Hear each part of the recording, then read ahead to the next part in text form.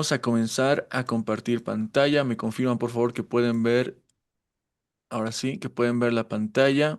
Habíamos quedado justamente acá. Bien, entonces vimos la parte que era muy importante, la interrupción de los medicamentos. Teníamos que aprender a cómo interrumpirlos y demás. Ahora, a partir de ello, a ver, tenemos una pregunta. Doctora Pame.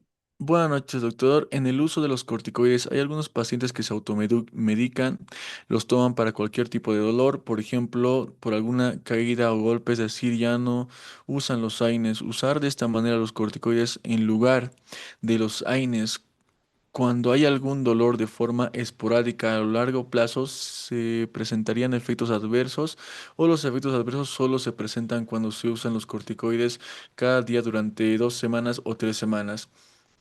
Generalmente, esto de la parte de una insuficiencia suprarrenal que podríamos producir, por ejemplo, y por ende todos esos efectos adversos, más se hacen evidentes cuando se consumen de forma crónica, pero eso no salva y esto no alivia al paciente para que no puedan aparecer los efectos adversos. Si es tan rutinario, porque sí, igual muchos habrán visto, por ejemplo, algún paciente que sufre una caída de su altura o va a jugar un partido y para aliviarse, dexametasona directamente inyectable, dexametasona muchas veces más diclofenaco y 2 veces a la semana, eso quieran o no quieran, trae muchos efectos adversos. Sí, obviamente nos vamos a ver como los doctores más capos, se podría decir, porque estamos aliviando el dolor de forma inmediata, pero a la larga podríamos incluso hacerle un mal al paciente y tenemos que indicarle esta parte al paciente, que tenemos que decirle que no, que lo mejor y más recomendable es utilizar otro medicamento y no utilizarlo de forma cotidiana porque se podrían hacer evidentes estos efectos adversos, doctora. Bien, doctores, entonces quedamos en esta parte, en la parte de los corticoides. Y ahora, a partir de ello, recuerdan que les dije que teníamos dos efectos adversos de lo que no habíamos hablado, que eran, uno, la parte de úlceras gastrointestinales y número dos, la parte de la inmunosupresión. ¿Cómo es que se explica todo esto? Para esto requerimos esta gráfica, que si estuvieron en la clase anterior, pues ya saben esta gráfica a qué hace referencia. Básicamente hace referencia a la vía de la ciclooxigenasa, que justamente se encargaba de activar tromboxanos, prostaglandinas, prostaciclinas y activaba bien y actuaba bien frente al dolor, la inflamación, la fiebre, inhibiendo justamente todos estos que son las interleucinas proinflamatorias como la interleucina 1, interleucina 1B, factor de necrosis tumoral alfa, interleucina 6, bradicinina, histamina, que tenían como principal objetivo principalmente producir calor, rubor, tumor, dolor y limitación de la función en el paciente. Bien, ahora, ¿qué es lo que pasa y dónde se encuentra la relación cuando hablamos de los corticoides? Pues justamente se encuentra acá, porque recuerden que les dije que a partir de esta vía se formaba la ciclooxigenasa, pero realmente el ácido araquirónico, que es el precursor de la ciclooxigenasa, es mucho más importante, porque no solamente escinde y da origen a esta vía, sino que también da origen a esta otra vía que es la famosa vía de la lipooxigenasa, también conocida como la LOX.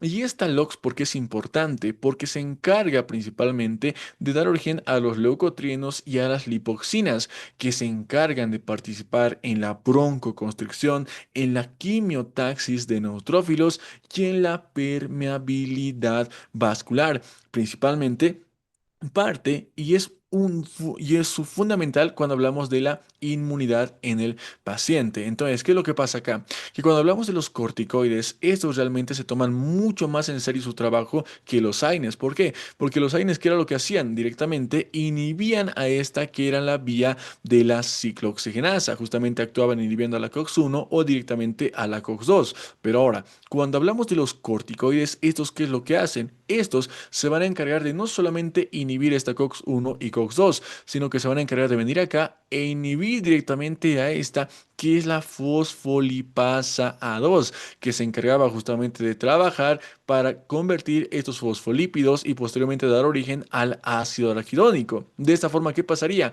Que si nosotros inhibimos a esta fosfolipasa A2 a partir de los corticosteroides, no podríamos escindir al ácido araquidónico y por ende no habría ni vía de la ciclooxigenasa ni tampoco vía de la lipooxigenasa. Por ende, todos estos efectos adversos serían evidentes, principalmente la alteración a nivel de la protección gástrica, que es lo que explica las úlceras gastroduodenales, pero lo más importante, miren, también llegaríamos a afectar la parte inmunológica, inhibiendo a los leucotrinos y lipoxinas que actúan muy bien estimulando la quimiotaxis de los neutrófilos principalmente, doctores. Bien, ahora pregunta para ustedes, ¿quién se encargaba, doctores, de inhibir a la fosfolipasa A2?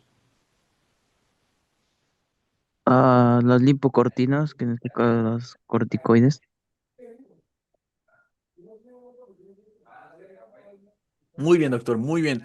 Recuerden que dijimos que había a nivel molecular la parte de la estimulación de las proteínas antiinflamatorias y la inhibición de las proteínas inflamatorias. En la estimulación de las proteínas antiinflamatorias y donde entrábamos directamente a la famosa lipocortina. Esa también es una pregunta que generalmente les van a hacer y justamente lo que estamos viendo acá en el gráfico. Miren, esta lipocortina que tenemos acá es la que se encarga de inhibir a la Pero era fosfolipasa barbado. A2. Tenemos un micrófono prendido, creo.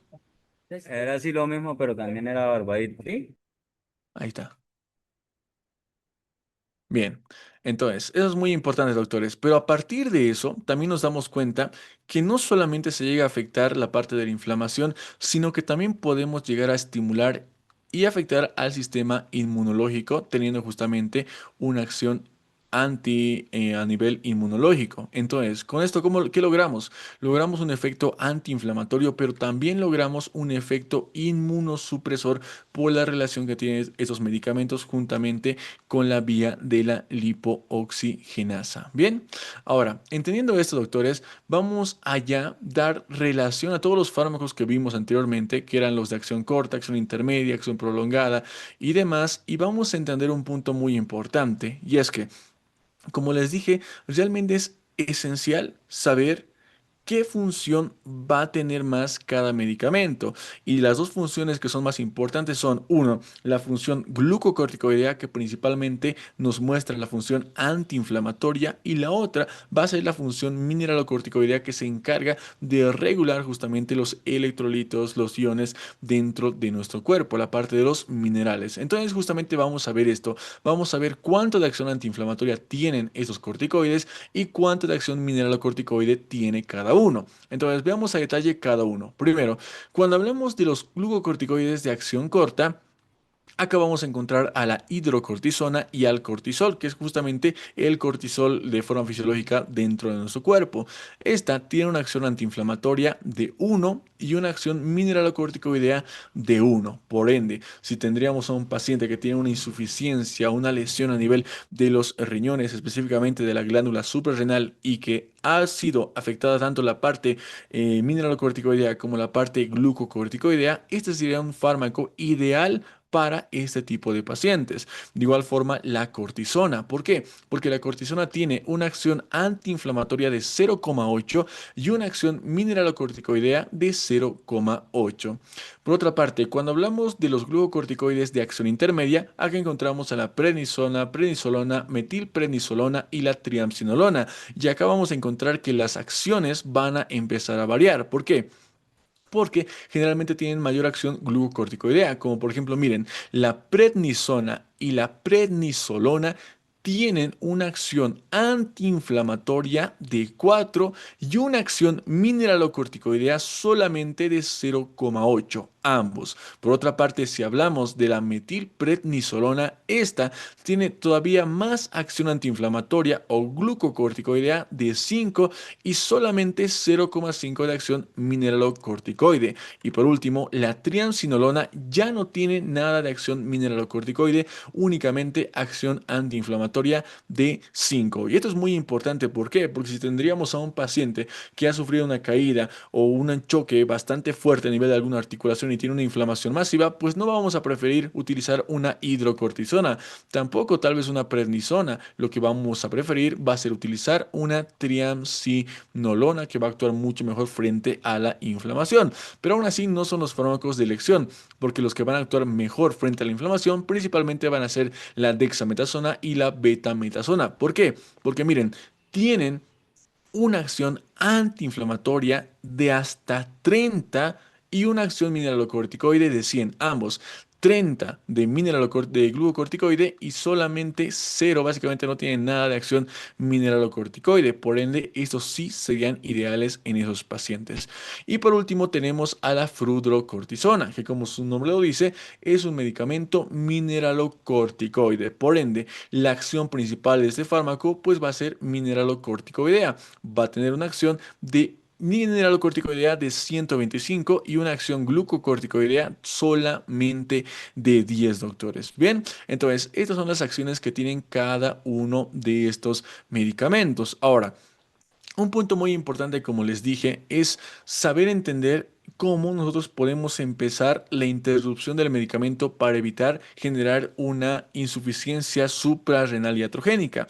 Y para ello también tenemos que saber cuáles son las equivalencias de cada uno de esos medicamentos. ¿A qué me refiero? A que vamos a ver que 20 miligramos de hidrocortisona es equivalente a 0,75 miligramos de dexametasona. ¿Por qué? Justamente porque esa tiene grandes cantidades de acción glucocorticoidea. Y así podemos encontrar las equivalencias. Miren, 20 miligramos de hidrocortisona es igual y equivalente a 25 miligramos de cortisona, equivalente a 5 miligramos de prednisona, a 4 miligramos de metilprednisolona, también de triamcinolona y a 0,05 de la fludrocortisona. Bien, ahora.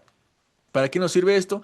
Tal vez en algún punto nosotros queremos cambiar de medicamento. Por ejemplo, tenemos un paciente que se encuentra con la dexametasona y queremos cambiarle a prednisolona. O tal vez tenemos un paciente que se encuentra con prednisolona y queremos cambiarle a dexametasona. Tenemos que conocer también estas equivalencias. Bien, ahora, preguntas para ustedes, doctores. Si tuviéramos a un paciente que se encuentra con una insuficiencia suprarrenal porque tiene un daño a nivel renal, ha sufrido algún tipo de trauma y su glándula específicamente la corteza de la glándula suprarrenal, se encuentra totalmente dañada, por ende ha perdido las funciones que ésta cumple, ¿qué medicamento ustedes administrarían a este paciente?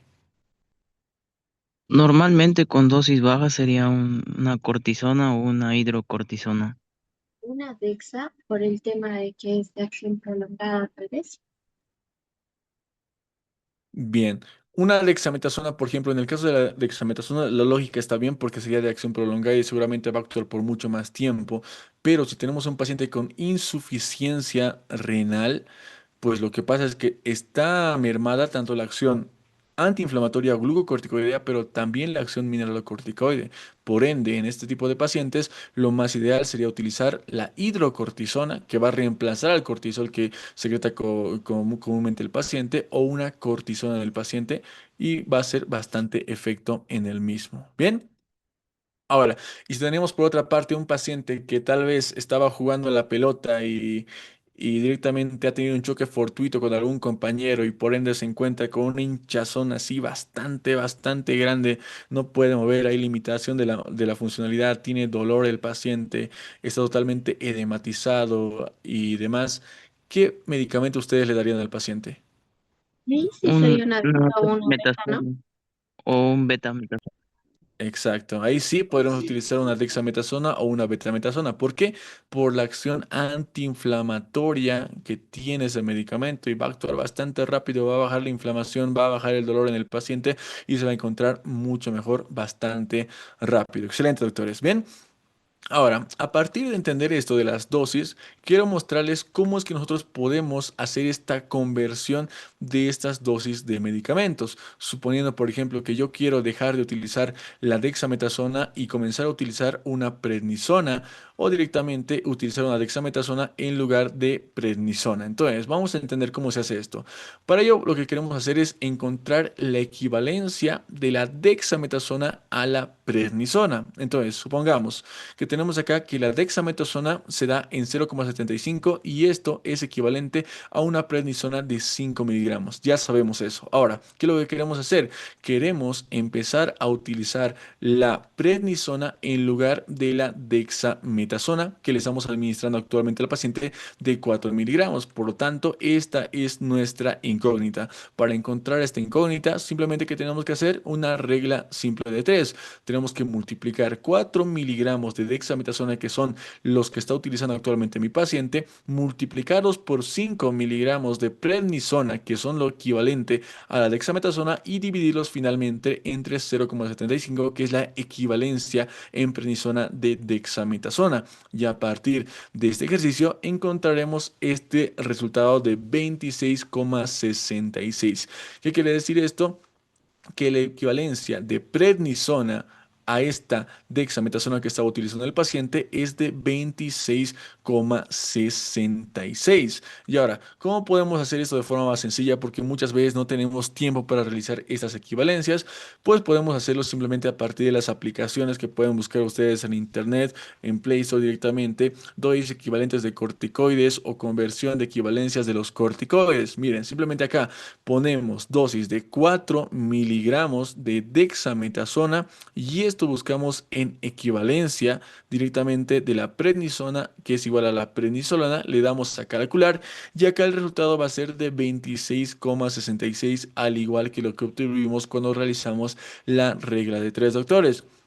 Simplemente pueden buscarlo en aplicaciones o directamente pueden utilizar este enlace que también se los voy a dejar cuando les pase la presentación, para encontrar este, que es el que yo estaba utilizando, por ejemplo, para realizar esta conversión. Bien, entonces así es como podemos realizar esta conversión de los corticoides. Y ahora, ya entendiendo esto, doctores, vamos a un punto muy importante, que es cuándo están indicados los corticoides a partir de todo lo que ya sabemos. Bien, entonces vamos a ver Doctor, las indicaciones. Sí. una pregunta, ¿en qué caso entonces se utilizaría la fludrocortisona, que es el mineral corticoide? Excelente. Muchas veces la fluorocortisona no se utiliza por si no se utiliza únicamente sola. ¿Por qué? Porque solamente tiene una acción mineralocorticoidea. Pero ¿en qué casos podemos utilizarla entonces? Podemos utilizarlo en casos de un paciente que tenga un hipoaldosteronismo, por ejemplo, pero que es muy infrecuente de encontrar. Generalmente por eso muchas veces la fluorocortisona se la utiliza en combinación con otros medicamentos. Por ejemplo, fluorocortisona tiene abundante acción a nivel mineralocorticoide, entonces la combino con otro medicamento que tenga acción glucocorticoide para que actúe de forma más potente. Pero generalmente para un hipoaldosteronismo o una alteración, por ejemplo, por una alteración genética que tenga el paciente que tiene disminuidos los niveles de aldosterona, en esos casos estaría indicado para reemplazar justamente a este mineralocorticoide. Bien. Entonces, ahora sí, vamos a comenzar con las indicaciones de los corticoides, doctores. Y los corticoides van a estar indicados en varios escenarios y los vamos a ir viendo a detalle. Primeramente, los corticoides se pueden utilizar en reacciones alérgicas moderadas y severas, y también en patologías a nivel pulmonar como el asma y EPOC. Primero, cuando hablamos de reacciones alérgicas y moderadas, ¿por qué estaría indicado esto? Porque generalmente cuando hablamos de este tipo de enfermedades, como por ejemplo un shock anafiláctico, un edema angioneurótico, urticarias, dermatitis de contacto, una reacción de hipersensibilidad a las transfusiones, generalmente lo que encontramos es que nuestro propio sistema inmunológico llega a atacar a las células de nuestro organismo. Y entonces, para evitar que ocurra este tipo de daños, ¿qué es lo que requerimos nosotros? Requerimos justamente inhibir y tener un efecto inmunosupresor frente a nuestro cuerpo, y generalmente esto cuando se es evidente cuando tenemos reacciones alérgicas moderadas a severas. Y un punto muy importante y una indicación muy importante es en el caso de un shock anafiláctico, por ejemplo, después de que el paciente tal vez ha sido o alérgico a algún tipo de medicamentos como un antibiótico o un AINE. Obviamente, más indicado acá es la adrenalina, que es un fármaco que va a actuar a nivel del sistema nervioso simpático, un fármaco adrenérgico, pero también un corticoide está indicado. Generalmente se utiliza primero la adrenalina y después un corticoide. Ahora, la siguiente pregunta: ¿qué tipo de corticoides están indicados cuando tenemos patologías agudas o reacciones alérgicas que son en ese momento y que requieren acción inmediata? Pues principalmente la hidrocortisona y la cortisona y el cortisol directamente. ¿Por qué? Porque ellos van a actuar de forma aguda. Incluso la metilprednisolona también está indicado en ese tipo de casos. Por otra parte, Cuando hablamos, por ejemplo, de patologías pulmonares como por ejemplo asma y EPOC, no van a estar indicadas cuando tenemos un paciente que tiene estas patologías y requiere un tratamiento por tiempo prolongado. Pero ¿cuándo van a estar indicados entonces? Van a estar indicados principalmente en crisis asmáticas o en exacerbación de la enfermedad pulmonar obstructiva crónica. Generalmente, en estos casos, la prednisona y la metilprednisona van a estar indicadas. ¿De en qué dosis? Primero, la prednisona se puede administrar en dosis de 40 a 60 miligramos por día por 3 a 10 días en casos de crisis asmática, donde sabemos que tenemos una reacción a este nivel de los bronquios que están caracterizados por una broncoconstricción y lo que queremos lograr a partir de esto es generar una broncodilatación, como lo hacemos justamente inhibiendo la parte de la vía de la lipooxigenasa y por ende inhibiendo esta reacción alérgica en el paciente. Pero ojo, muy importante, solamente por 3 o hasta 10 días. Bien.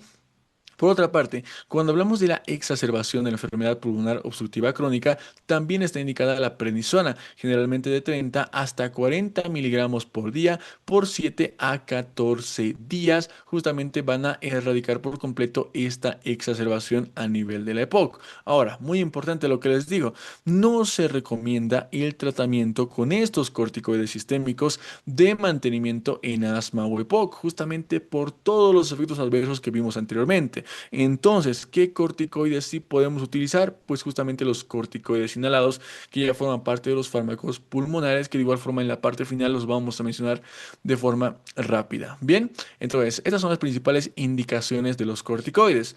Otras indicaciones, ¿cuándo podemos utilizarlos? Cuando tenemos pacientes con enfermedades autoinmunitarias o cuando tenemos un paciente con un rechazo al trasplante, por ejemplo.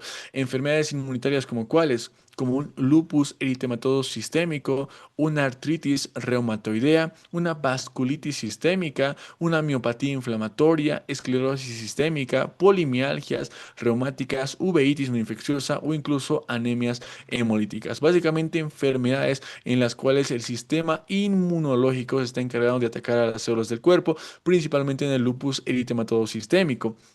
Y acá sí, como requiere un tratamiento que es un poco más prolongado, podríamos utilizar justamente los medicamentos como la prednisona, entre otros. Bien, por otra parte, cuando hablamos de un paciente que tiene un rechazo al trasplante, también están indicados los corticoides, porque puede ser que un paciente reciba directamente un trasplante de pulmón, un trasplante de hígado, un trasplante renal. ¿Y qué es lo que pasa? Que muchas veces su sistema inmunológico se activa, hay una reacción a nivel antígeno, anticuerpos, y lo que produce esto es justamente que tratan de destruir a este nuevo tejido que está ingresado dentro del cuerpo. Entonces, ¿qué pasa? En ese momento está indicado utilizar corticoides que van a encargarse de inhibir justamente el sistema inmunológico a fin de que éste se acostumbre y posteriormente no produzca ningún tipo de daño en el paciente. Otras indicaciones muy importantes, ¿cuáles van a ser? Pues principalmente insuficiencias suprarrenales, ya que vamos a encontrar que tenemos diferentes tipos de insuficiencia suprarrenal, como cuáles, como la primaria, como la secundaria y la iatrogénica. Primeramente,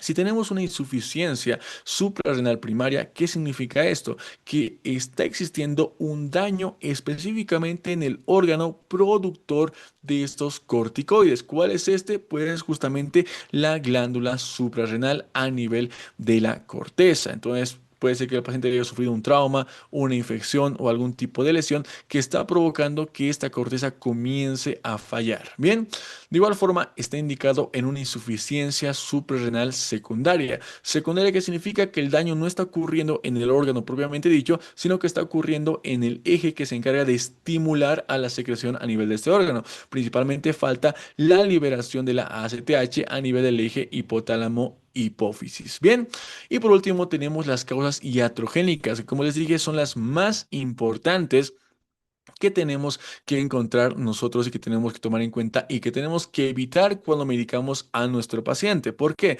Porque estos se producen por una suspensión brusca de los corticoides exógenos tras administración prolongada o por insuficiencia relativa ante situaciones de estrés. Directamente utilizamos el medicamento por mucho tiempo, como les dije, realizamos posteriormente de forma abrupta la interrupción del tratamiento y a partir de ello generamos una insuficiencia suprarrenal iatrogénica. Y por último, la enfermedad de Addison, que la enfermedad de Addison básicamente es todo lo contrario a lo que vimos cuando hablamos de la enfermedad o el síndrome de Cushing, que es justamente el que estamos encontrando acá.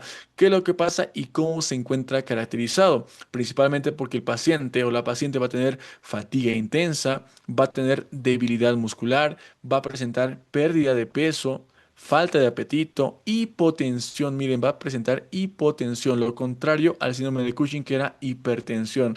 Vamos a evidenciar hipotensión ortostática, hiperpigmentación de la piel y mucosas, va a haber un color bronceado, podemos evidenciar náuseas y vómitos, dolor abdominal, hipoglucemia, a diferencia de la hiperglicemia que vimos en la parte del síndrome de Cushing, deseo intenso por comer sal, porque si nuestro cuerpo entiende que comiendo sal de alguna forma nuestra presión tiende a elevarse y justamente lo hace a partir del sodio que contiene la sal. Bien, de igual forma pueden producir irritabilidad o depresión, que lo contrario, anteriormente dijimos que podíamos producir euforia o incluso insomnio. Acá lo contrario, depresión e irritabilidad en el paciente, deshidratación y en crisis addisonianas podemos encontrar shock, confusión, vómitos intensos y un colapso circulatorio.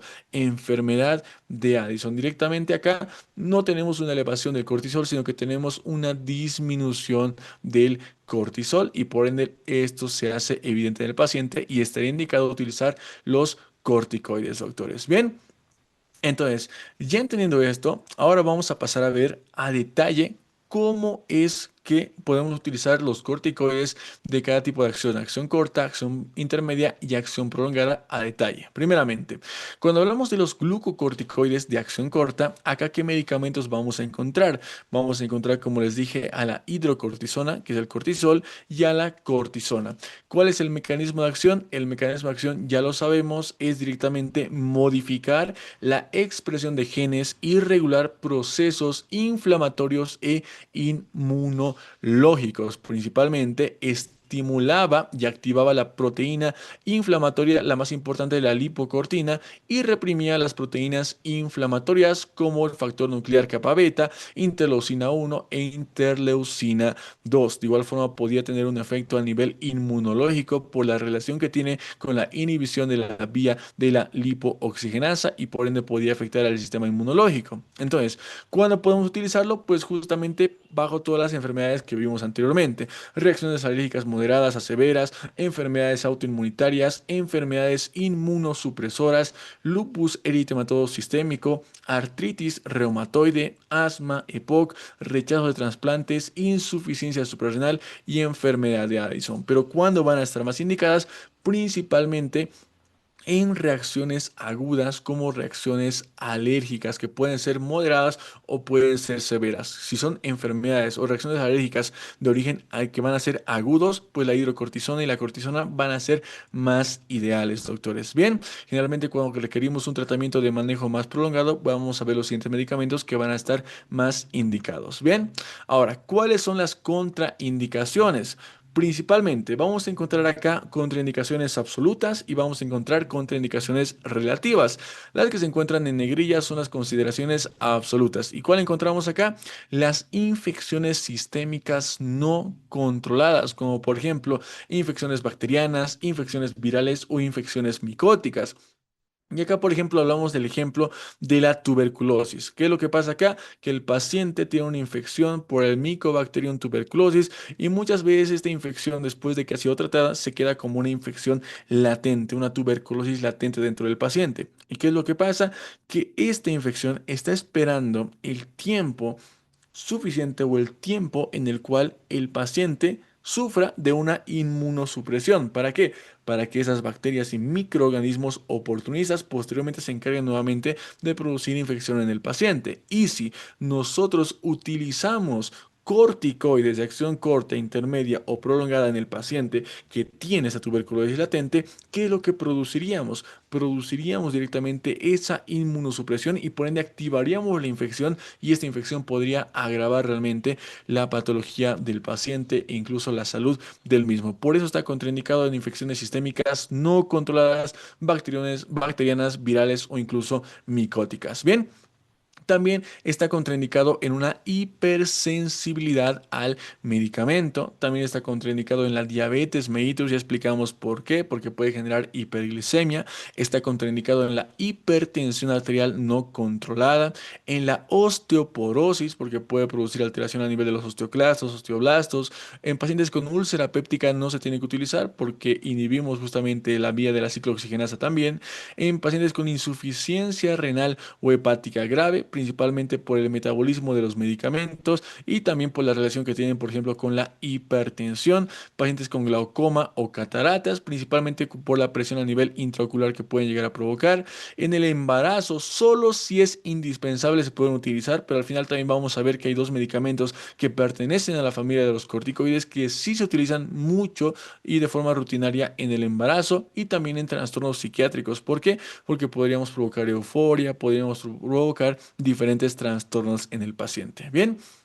Ahora, doctores, acá viene un punto muy importante y ustedes tal vez ya se lo estén preguntando y lo hayan visto en algunos pacientes. Por ejemplo, si tenemos un paciente con hipertensión o con diabetes, no podemos utilizar los corticoides.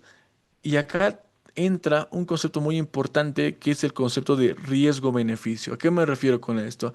A que miren, imaginen que ustedes se encuentran en provincia y justamente tal vez administran un medicamento, el paciente no refiere que es alérgico a ningún medicamento, pero rápidamente tiene una reacción alérgica que puede llegar incluso hasta un shock en ese momento, tiene una reacción alérgica bastante moderada en ese momento, tiene una reacción bastante fuerte que hace incluso que corra en riesgo la vida del paciente. ¿Qué es lo que pasa acá? Que en este momento el paciente, aparte de que ha venido por esa inyección de ese antibiótico porque tenía alguna infección, también el paciente tenía diabetes mellitus, por ejemplo, diagnosticado. ¿Qué es lo que pasa entonces? Que nosotros decimos, el paciente tiene diabetes mellitus, entonces no puedo utilizar el corticoide. Imaginen que ustedes no tienen adrenalina para utilizar en ese momento en el paciente. Entonces, ¿qué harían en ese momento? ¿Dejarían simplemente que el paciente no le darían el corticoide porque tiene diabetes mellitus?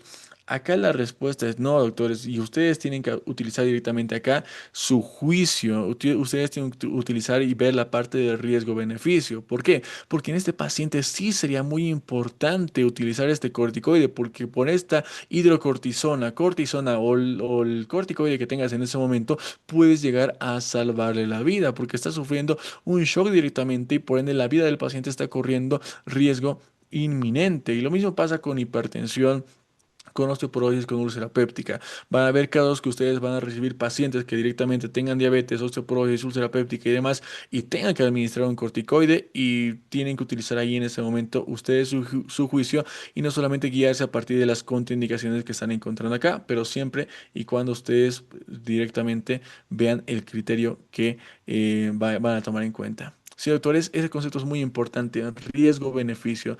Está bien que acá diga que está contraindicado, porque ya sabemos y entendemos por qué está contraindicado, pero siempre tenemos que ver cómo se encuentra la situación del paciente y de acuerdo a ello tal vez se pueda romper alguna regla y podamos salvarle la vida del paciente. Bien. Ahora, ¿cuáles son los efectos adversos? Pues ya lo sabemos, todos los que producen un síndrome de Cushing, endocrinos, metabólicos, musculoesqueléticos, inmunológicos, cutáneos, cardiovasculares, digestivos, psiquiátricos, neurológicos y oftálmicos. Bien, ahora, estos fármacos se pueden administrar por vía oral o por vía parenteral. Posteriormente se distribuyen bastante bien a partir de la proteína que es la transportadora del corticoide en un 95%, se metaboliza en hígado y posteriormente se elimina a través de los riñones. ¿Cuáles son las dosis, doctores? Hidrocortisona se puede administrar en dosis de 20 hasta 200 miligramos. tiene un tiempo de acción de 2, 6 y 8 horas, tiene una vida media de 8 a 12 horas y la presentación en la que viene va a ser en tabletas de 5, 10 y 20 miligramos, pero también vienen ampolletas inyectables de 100 miligramos, 250 miligramos y 500 miligramos y también vienen cremas y ungüentos o lociones tópicas de 0,5, 1% y 2,5%. Como les digo, principalmente para procesos agudos. Por otra parte, la cortisona. La cortisona se puede administrar en dosis iniciales de 25 miligramos, generalmente por vía oral. Solamente viene por vía oral este medicamento. El tiempo de acción va a ser de 6 horas, la vida media va a ser de 30 minutos a 1 hora y la presentación en la que viene, doctores, va a ser en tabletas de 25 y de 50 miligramos. Entonces, lo más importante que tenemos que rescatar acá, ¿qué es? Que los medicamentos principalmente están indicados en pacientes con una insuficiencia suprarrenal en los cuales se requiera un reemplazo total tanto de la acción mineralocorticoidea como la acción glucocorticoidea y más indicados principalmente en pacientes que tengan reacciones alérgicas moderadas a severas pero que sean agudas en el momento y que requieran un manejo de inmediato. Siempre también tomar en cuenta la parte del riesgo-beneficio con todos y cada uno de los corticoides. Bien, ahora, hasta acá, doctores. ¿Tienen alguna pregunta, alguna duda? Uy, ya son las siete y No, cincuenta no y me tres. quedó claro la relación con la albúmina. Acá, esta parte. Ujú. Ah, ya. Bien, lo que pasa acá es que es solamente la parte de la distribución del fármaco. El fármaco se puede unir directamente con las proteínas transportadoras que pueden ser uno, la albúmina o que puede ser la proteína transportadora del corticoide y generalmente se unen en un 95%. Sí, gracias. Doctor, en cuanto a las contraindicaciones de la hidrocortisona, imagino que en cremas no hay tanto, no produce tantos efectos secundarios, ¿no? En el caso de los diabéticos, porque ya que es de acción tópica. Sí, generalmente cuando hablamos de acción tópica, ahí tenemos que recordar, por ejemplo, cuando hablamos de en la primera clase de los fármacos, cómo se dividían. Por ejemplo, los fármacos de acción tópica tienen una acción a nivel local específicamente, justamente donde se aplica y generalmente los efectos adversos no se hacen muy evidentes. Pero igual, cierto cuidado tenemos que tener de no exagerar constantemente con las cremas, pero generalmente los efectos adversos no se hacen evidentes, doctora. Muy bien. Entonces, estos son los fármacos de acción corta, doctores. Vamos con los fármacos de acción intermedia. Nuevamente, esto ya lo sabemos. El mecanismo de acción es el mismo, modificar la expresión de genes y regular procesos inflamatorios e inmunológicos. Indicaciones son justamente las mismas que ya acabamos de ver.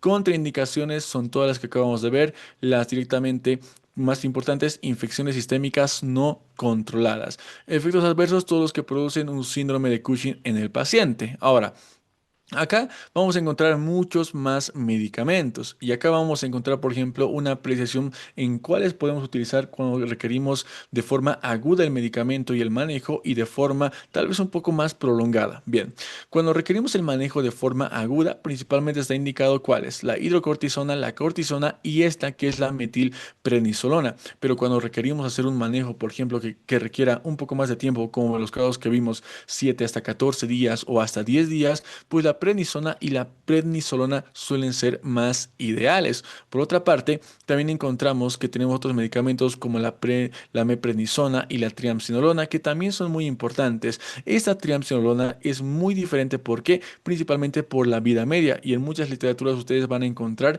que la pueden encontrar incluso como fármacos de acción prolongada. Y por último tenemos al deflazacort que se puede administrar en dosis de 6 a 90 miligramos con un tiempo de acción de una vez por día, tiene una vida media de 18 a 36 horas y vienen comprimidos y demás.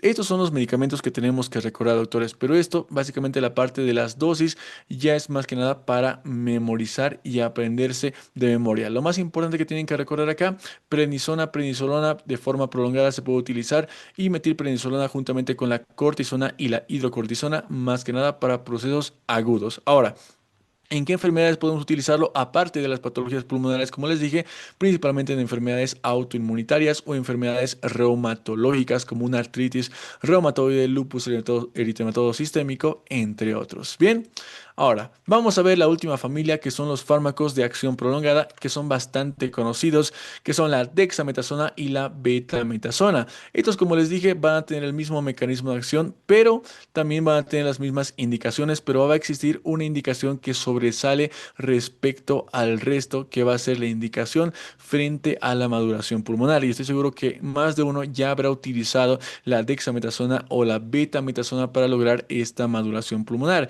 ¿Y qué es lo que pasa? Que directamente esos corticoides nos ayudan mucho a esta maduración pulmonar a nivel de los pulmones del paciente. ¿Alguien sabe cómo es que se logra esta maduración pulmonar, doctores?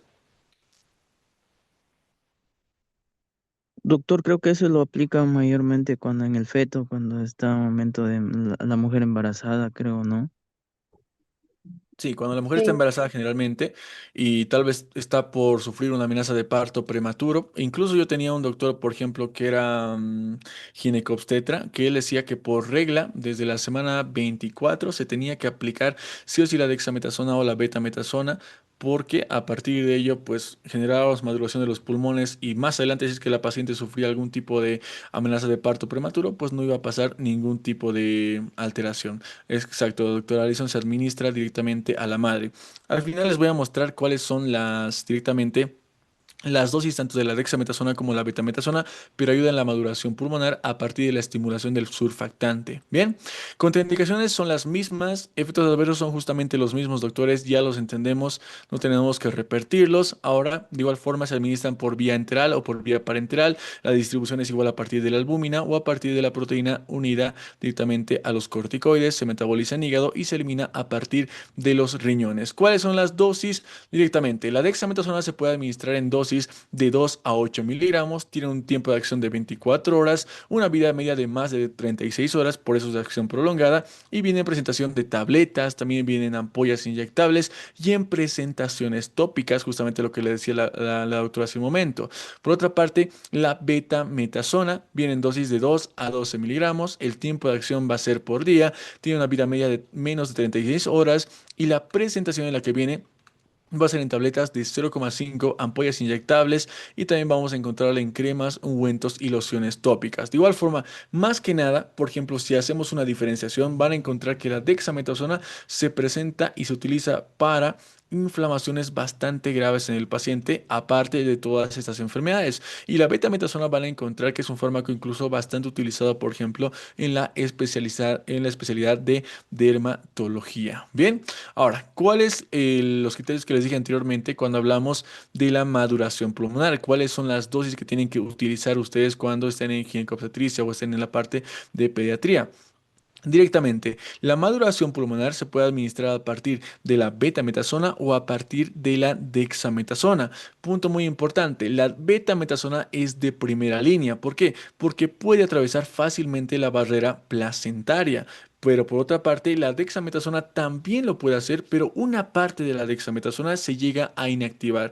Entonces, esto hace que la betametasona sea de primera línea. Ahora, ¿cuáles son las dosis? La betametasona se debe administrar en dosis de 12 miligramos cada 24 horas por dos dosis por vía intramuscular, haciendo un total de 24 miligramos en 48 horas. Por otra parte, si hablamos de la dexametasona, esta se debe administrar en dosis de 6 miligramos cada 12 horas por 4 dosis por vía intramuscular, haciendo igualmente un total de 24 horas cada 24 horas, 24 miligramos en 2 días. Y esto realmente va a ser medicamentos que los administren sí o sí. Generalmente lo que hacen es administrar un tocolítico que puede ser el nifedipino o algún otro tocolítico posteriormente, y después de inhibir las contracciones uterinas lo que hacen es utilizar también esos maduradores pulmonares, generalmente como estamos viendo acá, por 2 días, y ya si la paciente no se detiene el trabajo de parto, pues puede tener al bebé, pero el bebé ya tiene los pulmones pues madurados y lo más probable es que sea compatible con la vida más adelante. Bien, entonces siempre primera línea la betametasona y segunda línea la dexametasona, doctores. Y ya lo último, para acabar con el tema, bueno, creo que vamos a repasar las preguntas y el caso clínico el día de mañana. Los corticoides inhalados. Esto básicamente no forma parte del tema de de acá, pero les voy a mostrar un poco acerca de esto. Miren, también tenemos corticoides inhalados, que como les dije, van a participar principalmente cuando requerimos tratamientos a nivel pulmonar principalmente, pero por tiempo prolongado, un tratamiento que realmente el paciente puede utilizar constantemente. Y acá vamos a encontrar fármacos como la beclometasona, la budesonida, la fluticasona o la mometasona o incluso la ciclesonida. Y acá podemos encontrar las dosis que pueden ser dosis bajas, dosis medias y dosis altas. ¿Esto cuándo nos sirve? Principalmente cuando utilizamos esquemas como por ejemplo las guías de Gina que justamente nos piden esto. Miren, corticoides inhalados que se pueden administrar primeramente en dosis bajas, que ya les mostré cuáles son, en dosis medias más adelante y finalmente en dosis altas. Pero este manejo sí ya se puede hacer de forma prolongada, a diferencia de los otros medicamentos que la mayoría de los corticoides, como les dije, por los efectos adversos se tienen que utilizar por un tiempo corto, como máximo 2 o hasta 3 semanas, e incluso tener mucho en cuenta la parte de evitar el cambio abrupto de los medicamentos. Bien, doctores, entonces hasta acá. Nos faltan las preguntas, pero igual el día de mañana vamos a responder las preguntas y vamos a responder el caso clínico. Todo está claro, doctores, respecto a los corticoides. ¿Tiene alguna duda, alguna pregunta? Doctor, buenas noches. Yo tengo una pregunta. En el caso de penicilina, por ejemplo, hay veces suelen combinar. ¿Eso es para poder evitar lo que es la reacción alérgica o Sí, algo sí, así? sí. Excelente, excelente, doctora. Muy, muy buen aporte. Algo que igual, o sea, ustedes van a aprender, por ejemplo, cuando estén en el hospital, es que generalmente cuando medican a un paciente, le dan algún tipo de antibiótico como la penicilina, que se utiliza mucho, lo que hacen es generalmente combinar la penicilina con la dexametasona. Y muchos incluso ya no realizan la prueba de alergia que les dije anteriormente cuando hablamos de los antibióticos. ¿Pero por qué? Porque toman en cuenta y tiene lógica porque estamos administrando un antibiótico que puede generar reacción alérgica porque no lo sabemos, pero al mismo tiempo estamos administrando también un corticoide que va a evitar que eso ocurra. Y es por eso que generalmente se utiliza la combinación, doctora, la combinación de un antibiótico con un corticoide, que generalmente es la dexametasona, que tiene que cumplir ese efecto inmunosupresor para evitar eso. Pero lo ideal siempre es hacer primeramente la prueba o preguntar al paciente si tiene reacción alérgica al medicamento para evitar alguna complicación más adelante porque se podría complicar. Aún así, sí tiene la acción frente a evitar esa reacción alérgica, doctora. Doctor, otra pregunta más. En el caso de COVID, por ejemplo, igual bueno, utilizaban mucho junto con dipirona, por ejemplo. Sí, la dexametasona también es un fármaco que se ha utilizado bastante en el COVID y se sigue utilizando justamente por la respuesta que les digo, les mostré hace un momento, las acciones que va a cumplir la dexametasona son realmente muy importantes, más que nada las funciones inmunosupresoras que van a llegar a cumplir, como esto, principalmente por el efecto antiinflamatorio. Pero sí, la dexametasona, incluso si buscan ahora en los artículos que han salido los últimos a partir del COVID-19, está ahí indicado y sale en las listas cuando hablamos de pacientes COVID en el tratamiento. La dexametasona es ideal en el tratamiento del COVID. Doctor, y cuando, Gracias. o sea, con ese tema que dijo de la amoxicilina, eso a veces cuando un paciente tiene una endodoncia, pues lo recetan pues y a veces el paciente va a la farmacia y pide que le apliquen también en ampolla más que todo, o sea, una amoxicilina y también un AINE y aparte un corticoide que sería la dexametasona, que sería tres componentes, que sería muy fuerte ya para el paciente o qué Sí, se en ese puede. caso, como ya ahora ya entendemos, digamos, las funciones que cumplen los AINES y los corticoides, ahí estaría incluso tal vez por demás el AINE o el corticoide, solamente uno sería más que suficiente, pero muchas veces ahí entra lo que les dije, que tal vez se abusa en la parte de la utilización de los corticoides. ¿Por qué? Porque sabemos que son efectivos para la mayoría de las cosas que va a tener tu paciente, va a ser efectivo la dexametasona, va a ser efectivo el corticoide y le va a ser bastante bien, pero tenemos que tomar en cuenta todo lo que les dije anteriormente. Y ahí, por ejemplo, lo más probable es que o el AINE o el corticoide salía sobrando, pero le han recetado todo eso y ya nos imaginaremos por cuánto tiempo le habrán recetado el medicamento y más si era por ampolla, pues también podemos generar alguna alteración a futuro en el paciente. Doctor, en Ah, este caso, tal vez no sería buena combinación entonces un AINE y un corticoide. Por ejemplo, en las consultas por lo general, cuando son algunas contusiones, lo primero que ponen es un diclo con su dex.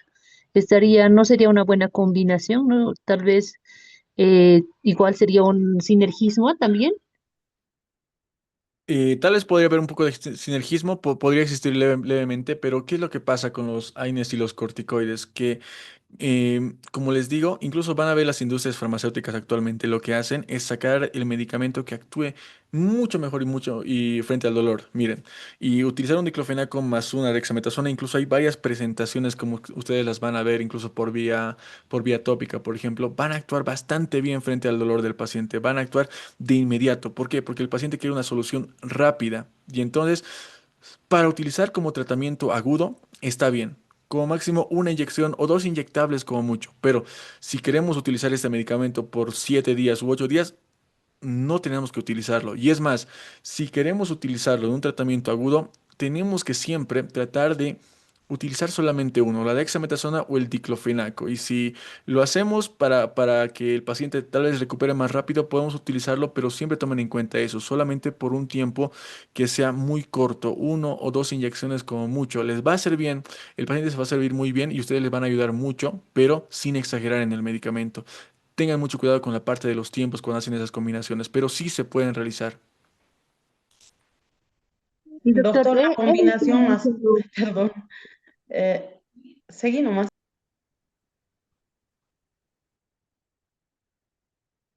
Bueno, doctor, yo tenía una pregunta. En el caso de complejo B, por ejemplo, para la combinación de DEXA, ¿qué tal sería, doctor? ¿Habría alguna reacción alérgica o reacción o un efecto adverso, doctor?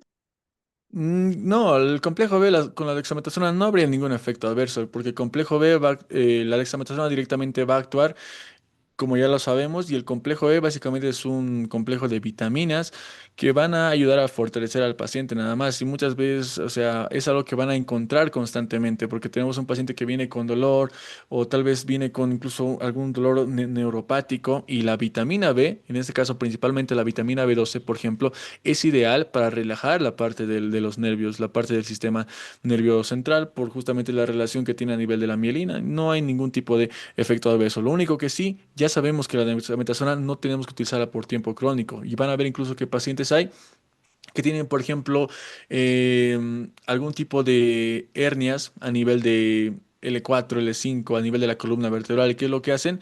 Que constantemente están recibiendo eso, por ejemplo, cada mes viene con su inyección porque no pueden hacer fisioterapia constantemente y eso les alivia, les sirve y les va a ayudar a los pacientes. Pero nuevamente, solamente 1 o 2 inyecciones como mucho, sin exagerar, y es bastante bueno para el paciente incluso. Se los van a agradecer sus pacientes. Muchas gracias, doctor. Doctor, le decía, en el caso, he visto a algunos traumatólogos que utilizan mucho la betametasona en el caso de las bursitis, pero que lo aplican directamente a la articulación. Sería más, tal vez su analgía o su acción antiinflamatoria más prolongada en relación a cuando lo inyectamos intramuscular. Exacto, porque cuando utilizamos directamente los corticoides a nivel intramuscular, ¿qué es lo que pasa? Que llega, se deposita a nivel del músculo y posteriormente se empieza a liberar poco a poco y poco a poco el medicamento. Pero lo que hacemos cuando lo administramos directamente a nivel de la articulación es que no desperdiciamos, tal vez se podría decir en palabras, el medicamento para que vaya a nivel sistémico, sino que si queremos que actúe en una región, pues actúa mucho más rápido en la región donde está ocurriendo el daño y aprovechamos mucho que es un medicamento de acción prolongada y por ende este medicamento va a actuar por mucho más tiempo y de forma más efectiva, pero la betametasona sí. Más que nada los traumatólogos son los que utilizan eso, esa parte, la parte de traumatología utiliza mucho eso con la parte de dermatología también ustedes van a ver que en dermatología utilizan mucho eso, pero para la parte de la piel, pero esa parte los traumatólogos y los dermatólogos son mucho más capos en esa parte. Doctor, aparte Entonces, o sea, los corticoides, a diferencia de los AINES, cuando lo tomamos por vía oral o subcutánea, en intramuscular, su acción, o sea, demora, de los corticoides demora, o sea, en hacer efecto, me refiero. el tiempo de acción. El tiempo de acción va a variar. Por ejemplo, ahí lo que vimos, que vimos anteriormente, que la hidrocortisona y la cortisona pues actúan bastante rápido. Y justamente viene por eso el nombre de acción corta, acción media y acción prolongada. Eso del tiempo de acción y de cómo actúe va a depender mucho de la vía de administración. Si lo administramos directamente por vía endovenosa, pues va a actuar bastante rápido. Si lo administramos por vía oral, ya sabemos que tiene que pasar por el alme, va a demorar un poco más. Pero si hablamos de diferencia, generalmente actúa, obviamente, mucho más rápido y porque es mucho más potente. Miren, si hablamos de la inflamación y recuerden que vimos la vía de la lipoxigenasa y la ciclooxigenasa, actúa unos 3 o 4 pasos más antes, entonces va a actuar mucho más rápido, principalmente los corticoides, doctores. Doctor, tengo una pregunta más. Sí, En el caso de corticoides, mencionaba en un texto que leí que los corticoides son la última línea digamos, de analgésico antiinflamatorio. Eso mencionaba, no sé si eso sea verídico. Eh, para inflamación, generalmente los corticoides sí pueden ser la última línea, pero cuando tenemos un paciente con dolor, por ejemplo, no son la última línea. El día de mañana, por ejemplo, vamos a ver que tenemos una opción mucho más fuerte que van a ser los opioides. Pero ¿qué pasa? Que esos medicamentos que son mucho más potentes ya actúan a nivel de sinapsis, a nivel de los neurotransmisores y a nivel realmente que pueden llegar a ser muy beneficiosos para el dolor del paciente, van a calmar el dolor, va a encontrarse mucho mejor, pero muchas veces lastimosamente estos medicamentos pueden generar adicción y demás. Pero hay todavía una escala terapéutica que la vamos a ver el día de mañana, que inicia por los AINES, más adelante vamos subiendo con los corticoides, estos no funcionan, vamos por los opioides y hay otros medicamentos que actúan más que nada a nivel central, que directamente cortan el dolor, se podría decir, de raíz. Pero para la inflamación, los corticoides son los más indicados. Gracias, doctor. Doctor, entonces, lo que me antecedía el compañero que habló antes, en este caso más o menos, en el caso del tiempo de acción en sí del medicamento, lo que le decía el ejemplo de la bursitis, el traumatólogo, por ejemplo, decía, le inyecta en la articulación y eso le va, como el efecto le dura como unos 3 meses, decía. Entonces, en el caso, si nosotros le administramos intramuscular, es como duraría, digamos, 2 meses, algo así más o menos sería. Esa parte depende mucho de la parte de la indicación, porque no creo que sea solamente el único medicamento que sea la betametasona la que se está utilizando. Aparte de la betametasona, tiene que estar utilizando algún otro medicamento, pero sí puede funcionar. Y si el traumatólogo lo está utilizando, lo más probable es que sí funcione por 2 o 3 meses, pero estoy seguro que está utilizando, aparte de ese medicamento, algún otro medicamento más en combinación con ese. Pero la dexametasona o la betametasona sí tienen la capacidad de depositarse a nivel de las articulaciones principalmente. Y esto hace muchas veces y nos sirve como opción terapéutica cuando tenemos, por ejemplo, un paciente que tal vez tiene un dolor que no se dé con nada y le administramos corticoides y corticoides y corticoides. ¿Y qué pasa? Que los efectos adversos se hacen evidentes. Entonces requerimos medicamentos que actúen por mucho más tiempo, pero obviamente sin dejar tantos efectos adversos. En esos casos se puede utilizar los medicamentos como la betametasona que se puede administrar vía intraarticular, pero esa betametasona no se aplica sola. Viene con otros medicamentos más, doctora. En ese momento no los tengo en la mente los otros medicamentos, pero viene con una combinación, que generalmente traumatología es la que utiliza esos medicamentos. Gracias, doctor. Bien, doctores. Espero que haya quedado clara la clase de hoy. El día de mañana vamos a iniciar con unas preguntas que tengo acerca de este tema, que es muy bonito que ya lo vieron. También vamos a resolver un caso clínico. Muchas gracias por todas las preguntas. Espero que les haya gustado mucho la clase. Y nada, doctores, que tengan una excelente noche. En este momento también no se preocupen, les voy a compartir la presentación completa. La grabación también va a estar hasta la mañana. Y siempre me olvido de decirles acerca de la prueba. Yo creo que mañana temprano al iniciar la clase les digo, porque quería que sea el día jueves, pero hay muchos que me están escribiendo, creo que no van a poder el día jueves. Tal vez la hagamos el día sábado. A ver, les voy a decir eso, les voy a comentar el día de mañana temprano al iniciar la clase. Sí, doctores. Bueno, tengan una excelente noche, doctores. Vayan a cenar, a descansar y mañana que tengan un excelente día. Nos vemos el día de mañana en clases. Hasta luego, doctores. Gracias, doctor.